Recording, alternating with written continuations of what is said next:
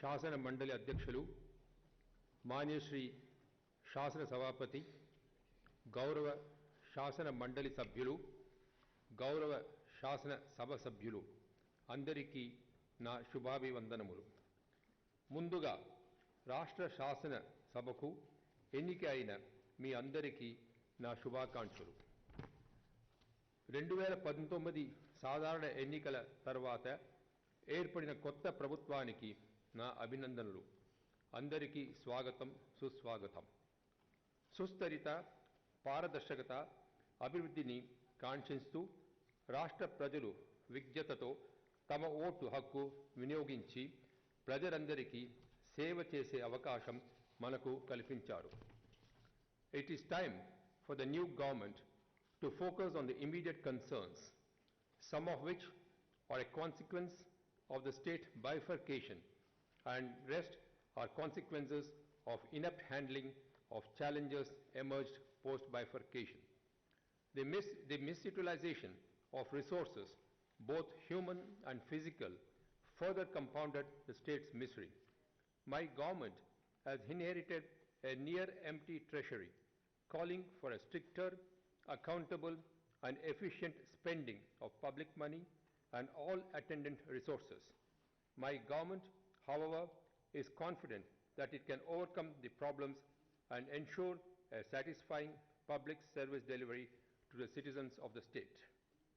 At a time when people, finding their aspirations unfulfilled during the last 5 years, looked for a change to take them forward into the 21st century, the new government assumed office carrying hopes of 5 crore population for a better and good governance. This new government has a perfect blend of fresh and experienced honorable members in the Assembly.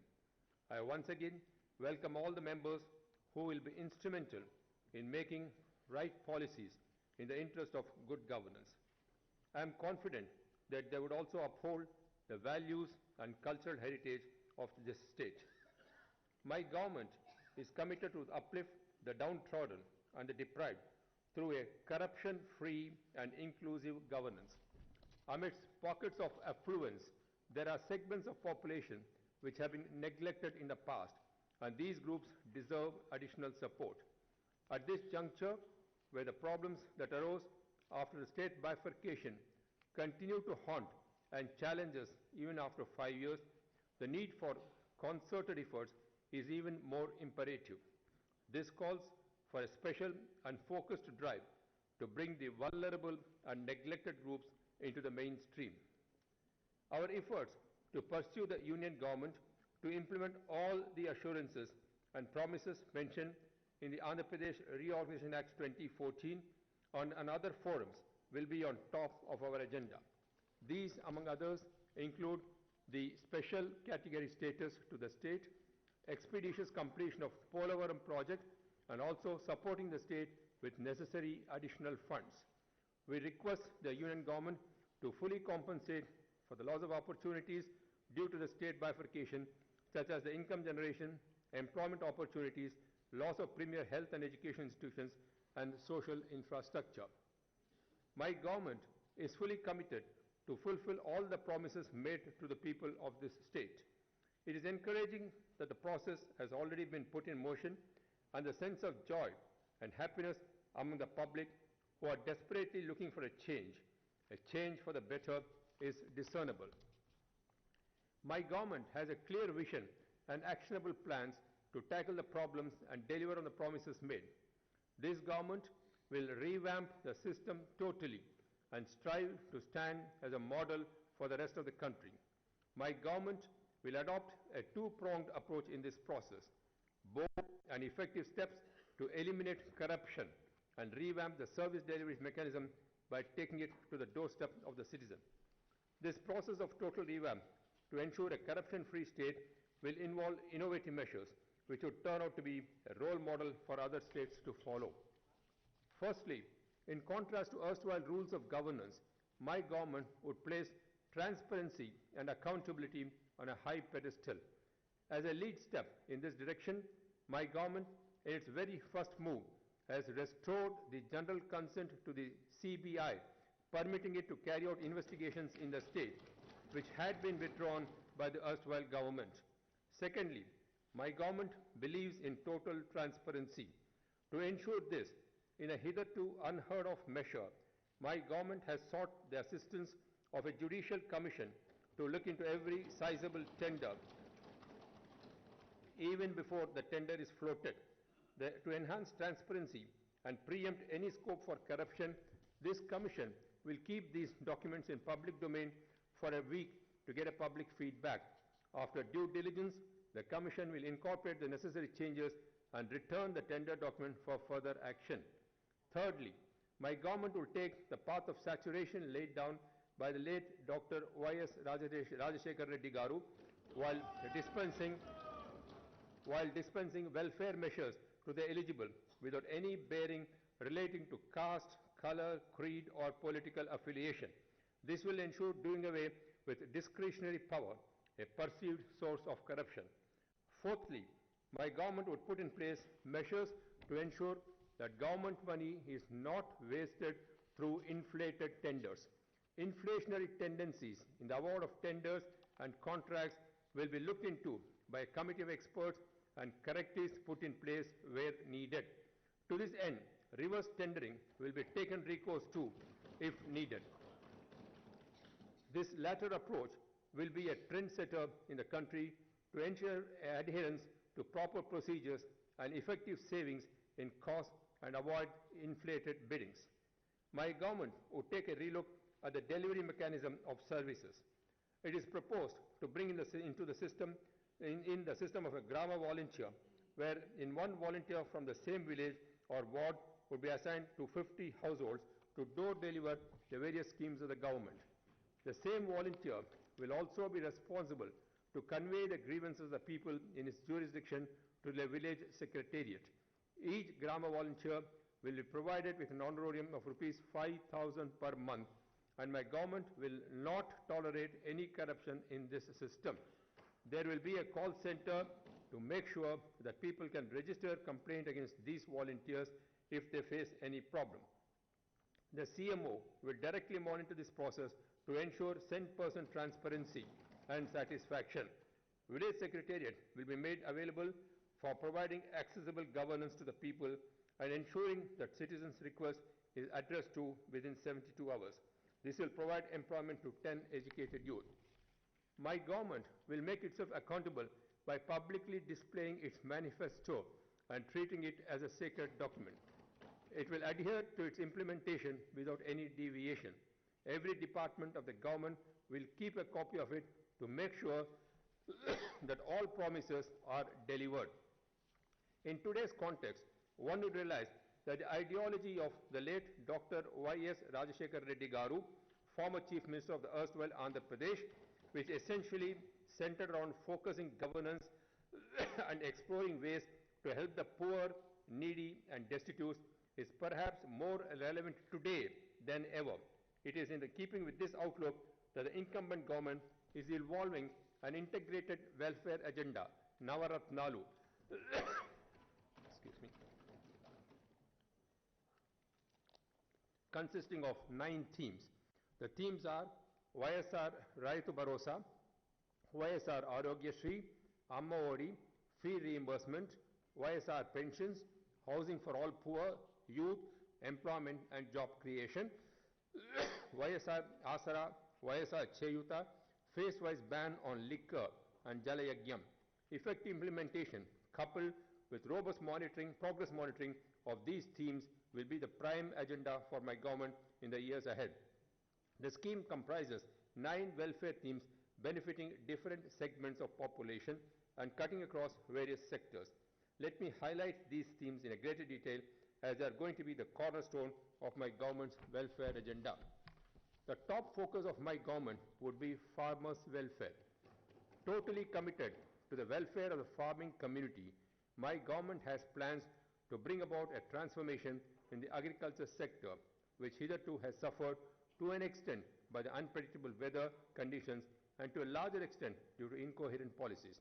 With about 62% of the population still wedded to agriculture, my government considers that its primary duty to attend to their interests and well-being. My government is seriously concerned about the farmers who are being exploited in various ways, including supply of spurious seed. My government is planning to set up a state farmers commission to delve deep into the farmer-related issues and bring in reforms. The proposed mission will look into the policy and implementation issues in the agriculture and allied sectors. The much talked about linking of agricultural activities with the MGNREGS stands elusive even today. My government will explore ways and means to evolve a policy that will ensure availability of agricultural labor during the season to bring down the cost of cultivation.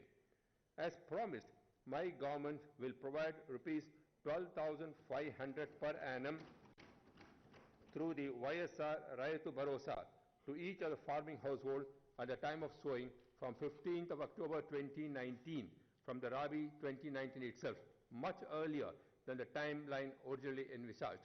This will ensure a total fund flow of over rupees 10,000 crore directly to the farmers, with nearly one-fifth of this amount helping the tenant farmers who, along with the landowners, are desperately looking for financial assistance and solace. My government is determined to safeguard the interests of tenant farmers without hurting the interests and rights of cultivators and landowners.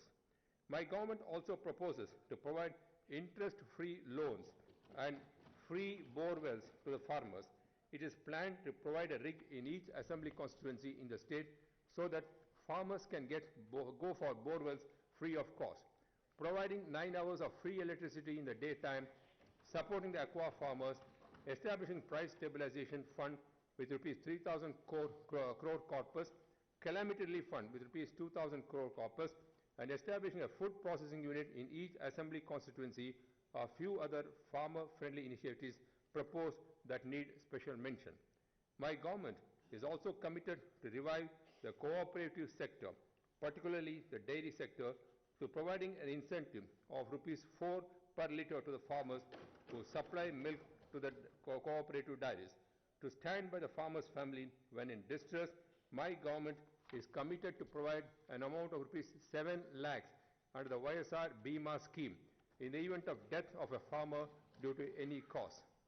My government is determined to provide assured water to all the districts by taking up integrated water management with conjunctive use of surface and groundwater, development of water resources through scientific water conservation, adopting micro-irrigation techniques like drip and sprinkler irrigation, interlinking of rivers, and complete all ongoing projects taken up under Jala Yajnam in a time-bound manner.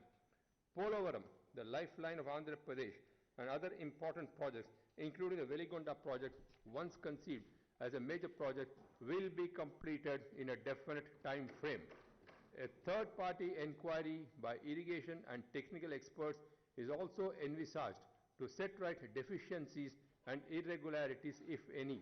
My government, should it find it necessary, will not hesitate to go for reverse tendering after due diligence.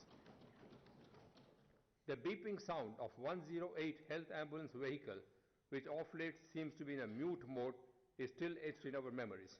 To bring back the past glory and improve the health conditions in the state, my government is determined to ensure preventive, diagnostic, and curative healthcare service delivery to all its citizens through the YSR Arogya Shri. The scheme, which will be applicable to all categories of people whose annual income does not exceed rupees 5 lakhs, will be effective in all cases whenever the expenditure on healthcare exceeds rupees 1,000 and will cover an additional 936 procedures to the existing 1095 procedures for treatment. As a special treatment to the persons suffering from chronic kidney problems and diseases like thalassemia, my government will provide a pension of rupees 10,000 per month. Besides implementing the YSR Arogya Shri scheme effectively, my government will work out a comprehensive action plan to transform government hospitals on par with any private sector facility. All these efforts, while minimizing the out-of-pocket expenses for the poor, will also bring in significant changes in various health parameters like infant mortality rate, maternal mortality rate, anemia among women, and malnutrition. To protect the health of the infants, students, pregnant and lactating women in the state, nutrition-related schemes like midday meals will be implemented in the right spirit. To incentivize the village health activities, the monthly honorarium has been increased from rupees 3,000 to 10,000 to about 45,000 ASHA workers in the state. Alcohol consumption has led to misery and large-scale disruption of families. Realizing the adverse impact of this menace, my government is committed to ban liquor in a phased manner. In a first step, my government has ordered closure of all belt shops. This in itself is expected to bring joy into many hearts. My government is determined to ensure education for all school-going children so that no mother is worried about her child's education. As a token of appreciation and incentive, my government is committed to offer rupees 15,000 per year to every mother for sending her children to school under the scheme Amma Odi. This act will not only fully eradicate child labor, but also create necessary ecosystem for a knowledge economy through universal education. We are committed to bring about an improvement in the gross enrollment ratio at primary, upper primary, and secondary levels, and also significantly bring down the dropout rates at all these levels. The current state of the government schools calls for a huge uplift and relook so that it incentivizes children to attend school. My government is committed to improve the standards and facilities of these schools. My government is fully committed to bear the cost of education for all the poor families. We will provide rupees 20,000 per year to every student for boarding and accommodation, in addition to full fee reimbursement for students pursuing technical and higher education. My government will also provide quality education in all higher and technical educational institutions. Establishing an inclusive society through YSR Chayuta is our priority. My government is committed to stand by every SC, ST, BC and minority family, and in particular women in the state, by providing necessary support under this scheme. Every woman belonging to these communities and aged between 45 and 60 years will receive an amount of rupees 75,000 in 4 years at the rate of rupees 18,750 per year. My government accords top priority for the welfare of SCs, STs, BCs, minorities and other weaker sections. An amount of rupees 1 lakh will be provided as incentive to brides from these categories at the time of their marriage. My government has plans to set up a permanent BC commission with statutory powers. My government is committed to provide 50% reservation to the unemployed youth of SC, ST, BC and minority communities in all the government's contractual obligations like outsourcing of manpower, transport facilities, civil works, etc. To realize the real inclusive political governance, my government proposes to provide 50% reservation in all political appointments like directors, chairmen, trust boards, etc. Financial support will be extended to Nai Brahmins, tailors, fishermen and weavers. My government is equally committed to the welfare of the Kapu community. We have plans to earmark rupees 10,000 crores over a period of 5 years for the Kapus. Adequate attention will be given for Arya Vaisyas, Muslim minorities, Christian minorities and economically weaker sections in the forward caste. My government is also committed to the welfare of journalists, lawyers and government employees. While corruption or negligence on the part of officials will not be tolerated, my government is open to receiving suggestions which would merit consideration and recognition.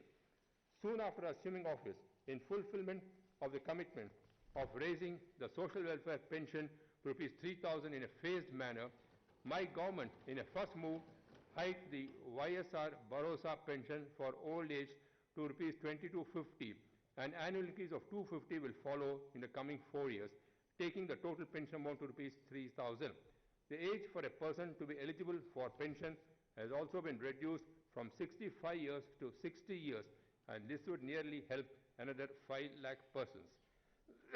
My government is committed to provide a house for every eligible household in the state, irrespective of their caste, creed, religion and political affiliation. We are committed to construct 25 lakh houses in the coming 5 years. Extending support to women, my government is committed to hand over the total outstanding debt amount under Thrift Federation, Dwarka, Dwakra in 4 phases directly into the hands of the women. In addition, we will provide loans at zero interest to all the women entrepreneurs under the YSR Asra scheme. While our fight for special category status, which will provide employment opportunities for the youth in the state, would continue, we are committed to providing employment opportunities to the youth through various other programs.